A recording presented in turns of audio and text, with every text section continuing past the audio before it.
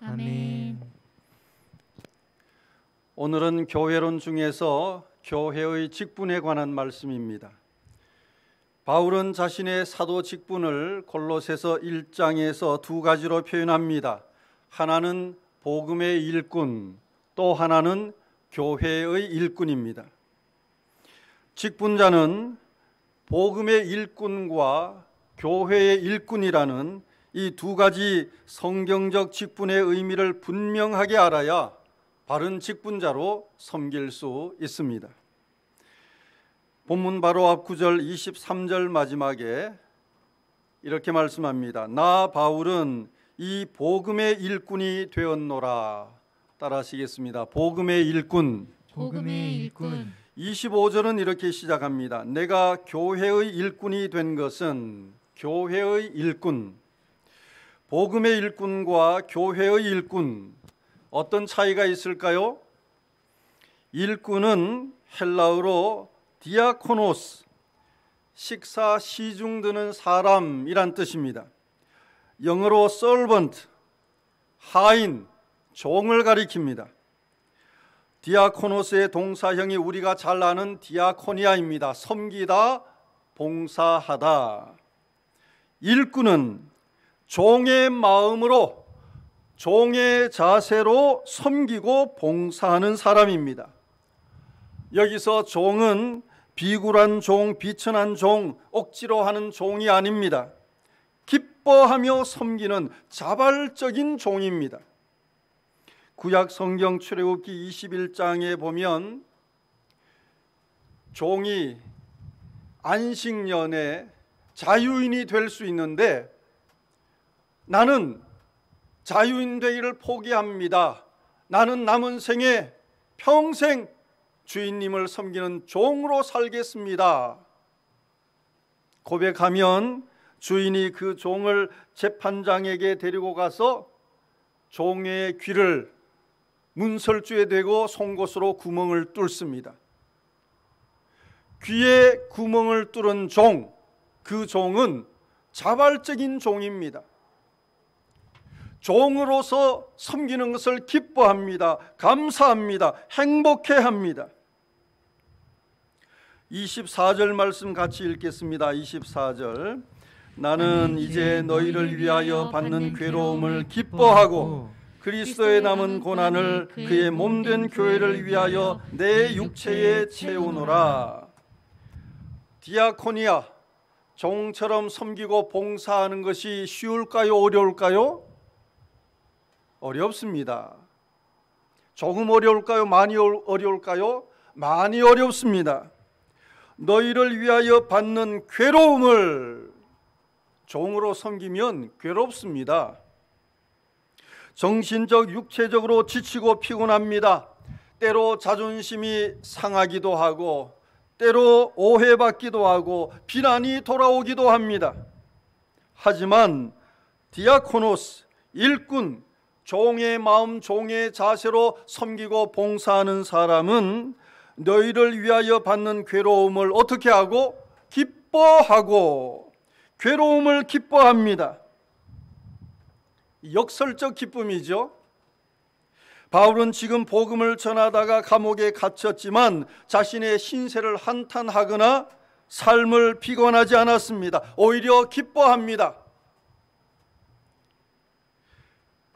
바울은 자신이 주님을 위해 고난당하는 것을 특권으로 여겼습니다.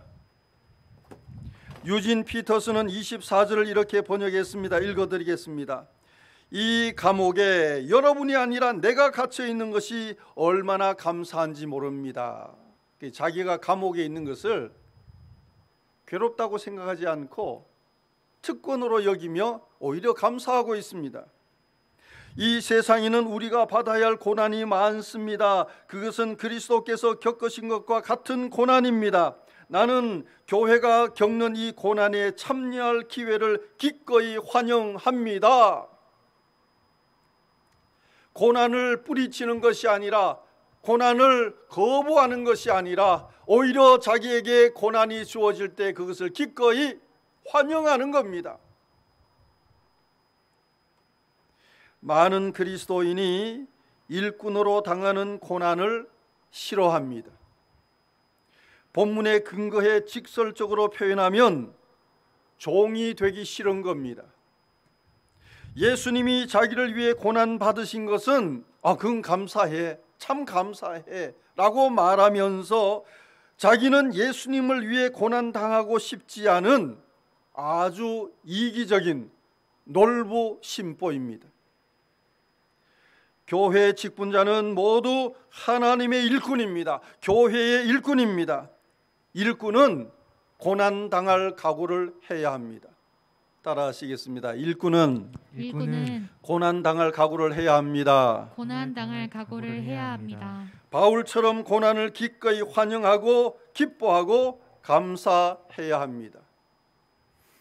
일꾼은 서두에 말씀드린 것처럼 복음의 일꾼과 교회의 일꾼이라는 이중적 부르심이 있습니다. 직분자는 이중적 사명의식이 투철해야 합니다. 모두 오른손 자기 가슴에 올리고 따라합니다. 나는 복음의 일꾼이요, 교회의 일꾼입니다. 나는 복음의 일꾼이요, 교회의 일꾼이라는 이 이중적 부르심이 모든 직분자들, 모든 성도들에게 있단 말입니다. 복음의 일꾼이란 복음 자체이신 예수 그리스도와 예수님이 행하신 십자가와 부활을 전하는 일꾼이란 뜻입니다. 복음의 일꾼이란 복음을 전하는 일꾼이란 뜻입니다. 27절 같이 읽습니다. 27절 하나님이 그들로 하여금 이 비밀의 영광이 이방인 가운데 얼마나 풍성한지를 알게 하려 하심이라. 이 비밀은 너희 안에 계신 그리스도시니 곧 영광의 소망이니라. 이 비밀의 영광이, 이 비밀은 비밀, 미스테리, 시크릿 이란 단어가 반복해서 나오는데 구약에서는 메시아가 비밀이었습니다. 감추어져 있었습니다. 메시아에 대해서 예언은 하고 설명은 했지만 메시아가 아직 나타나지 않았어요. 그 비밀이 예수님의 오심으로 세상에 공개되었습니다. 완전히 계시되었습니다. 이 비밀은 너희 안에 계신 그리스도니 곧 영광의 소망이니라. 예수님은 영광의 소망입니다. 하나님의 영광에 참여할 수 있는 소망을 우리에게 주신 분이 예수 그리스도이십니다. 우리 인간에게는 소망이 없습니다. 모든 사람이 죄를 범하였음에 하나님의 영광에 이르지 못하더니 사람은 다 죄인입니다. 이 세상도 소망이 없습니다. 세상은 타락하고 부패했습니다. 아무리 노력해도 남는 것은 하나님의 심판밖에 없습니다. 지옥과 영벌밖에 없습니다. 그 절망의 나락에서 우리를 건지신 분이 예수 그리스도이십니다. 이것이 복음입니다. 에베소서 2장 1절 말씀 읽어드리겠습니다. 그는 예수님은 허물과 죄로 죽었던 너희를 살리셨도다. 죽을락 말락 한 것이 아닙니다. 죽었던 예수님은 허물과 죄로 죽어 시체와 같은 우리, 더 이상 소망이 없는 우리를 위해 대신 십자가 지시고 죽으시고 다시 부활하심으로 우리에게 영원한 생명을 불어넣어 주셨습니다. 영원한 소망을 주셨습니다. 그 놀라운 구원의 은혜와 축복과 영광이 얼마나 풍성한지를 세상에 전하는 사람이 복음의 일꾼입니다. 교회 직분은 명예가 아닙니다.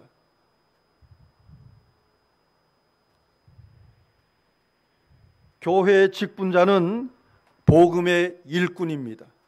아니 복음의 일꾼으로 살아야 합니다. 따라하시겠습니다. 교회의 직분자는 복음의 일꾼입니다. 복음의 일꾼입니다. 복음을 전하기 위해 부름받은 종입니다. 영광의 소망이신 예수님을 전하는 사람이 직분자입니다. 어제 오후 다급한 전화를 받았습니다. 간암 말기로 사경을 헤매는 50 중반의 환자 부인이 남편 구원을 위해 기도해달라는 요청이었습니다. 우리 교인은 아니지만 딱한 사정을 듣고 바로 통화했습니다. 전날 병원에서 장례식을 준비하라는 최후 통보가 있었습니다. 마지막 순간이에요. 통화하는 순간 놀랍게도 산소 호흡기를 의지하던 남편의 의식이 되살아났습니다. 기적 같은 하나님의 역사, 하나님의 손길을 느끼며 이런 양을 찾는 간절한 심정으로 그분에게 복음을 전했습니다. 마음에 감동이 있어 그 숨이 끊어질 듯 말 듯 하는 그분에게 아멘 하라고 부탁했습니다. 아멘 해보세요. 아멘. 그랬더니 그분이 사력을 다해 아멘, 아멘 했습니다. 남편은 예수님을 구주로 믿고 저를 따라 고백했습니다. 나는 예수님께서 내 모든 죄를 다 십자가에서 용서해 주신 줄 믿습니다. 나는 예수님을 구주로 믿습니다. 예수님을 믿음으로 나는 오늘 죽어도 천국 갈 줄 믿습니다.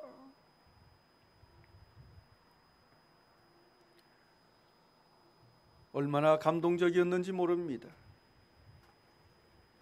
아무런 걱정과 두려움 없이 평안하게 천국으로 인도해 달라고 하나님께 중보 기도했습니다. 불신 남편이 거부할까 봐 안절부절하던 부인은 눈물을 쏟으며 연거푸 감사합니다. 감사합니다. 감사합니다. 한 영혼을 사랑하시고 마지막까지 그 영혼을 찾고 구원하시는 하나님의 은혜를 생각할 때 얼마나 감사했는지 모릅니다. 복음의 능력을 다시 한번 확인하는 순간이었습니다. 언제 어디서나 어떤 상황에서든지 복음의 일꾼으로 복음을 전하는 것이 교회 직분자의 사명이고 직분자의 영광입니다.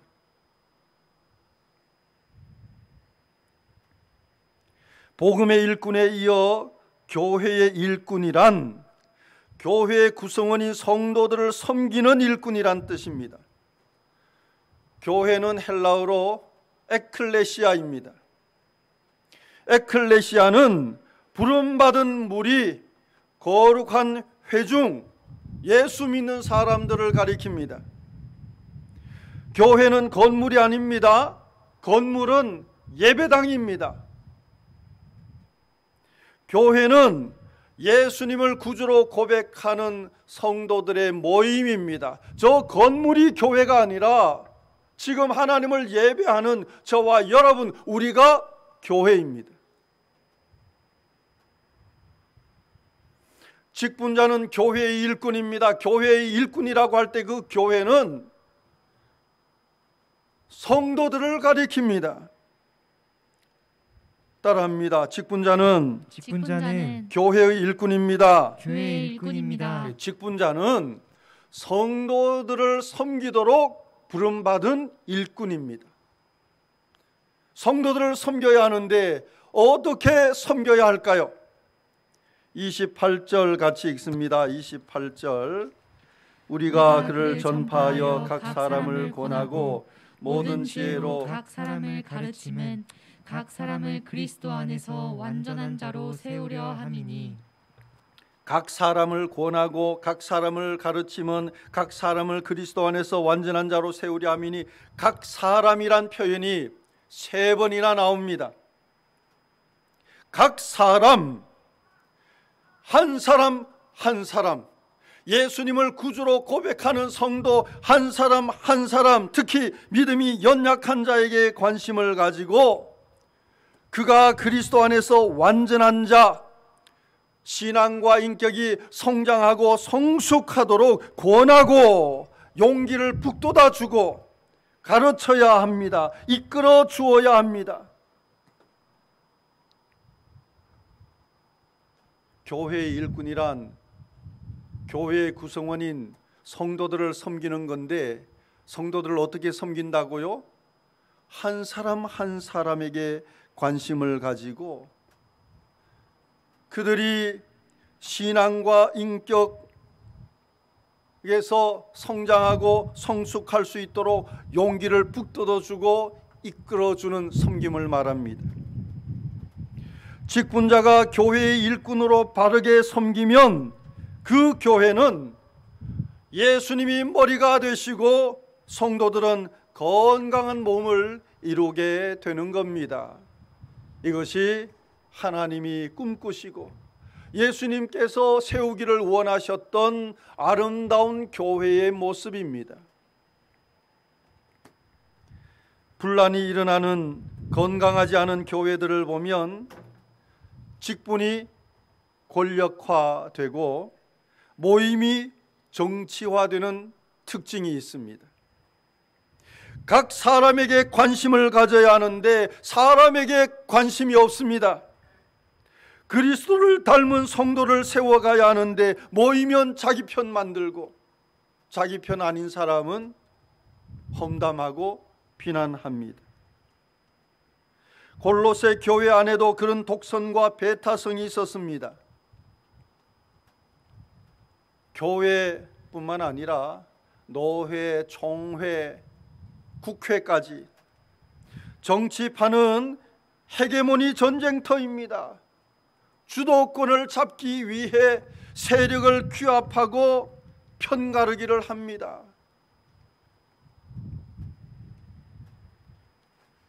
교회가 정치판이 되지 않으려면 성도 모두가 인식하고 실천해야 하는 원칙이 있습니다.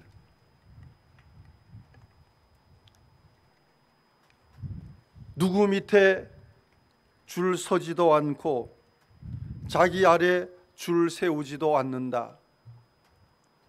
여러분, 이 원칙은 제가 목회하면서 또 대외적인 활동을 하면서 고수하는 원칙이기도 합니다. 따라해 보시겠습니까? 누구 밑에 줄 서지도 않고 누구 밑에 줄 서지도 않고 자기 아래 줄 세우지도 않는다. 자기 아래 줄 세우지도 않는다. 여러분, 과거 잘못된 교회 행태가 이거 아닙니까?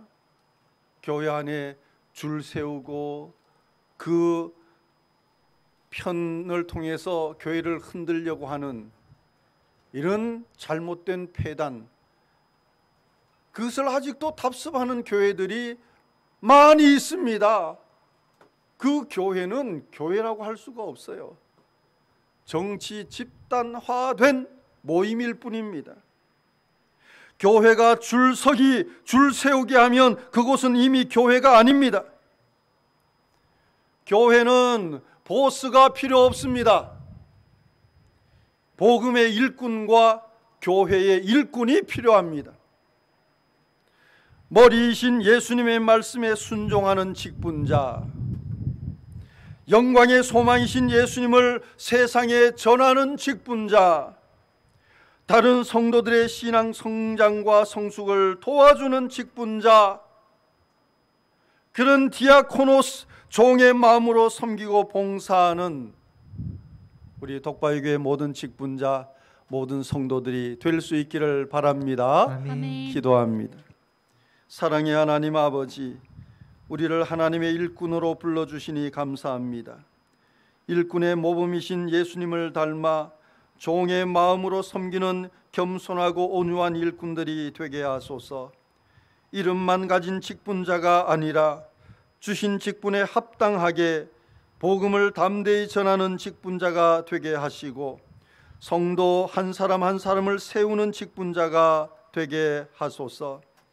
우리 독바이 교회는 하나님의 일꾼다운 일꾼으로 가득한 건강한 교회로 자라가게 하소서. 예수님 이름으로 기도합니다. 아멘.